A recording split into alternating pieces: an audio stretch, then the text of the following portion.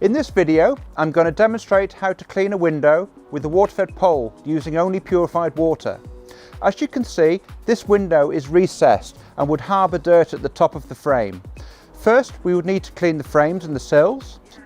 If the window has been cleaned with traditional methods, and this was the first time using a water-fed pole, we would not only need to remove the dirt, but also the soap residue from the corners of the windows.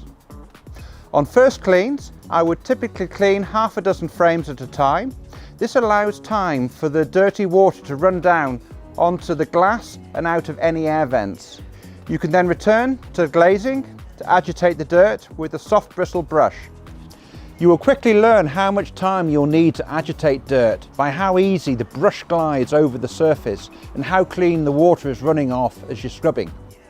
After scrubbing, return to the top of the window and with a side-to-side motion, rinse away the residue, only to leave pure water droplets to dry crystal clear.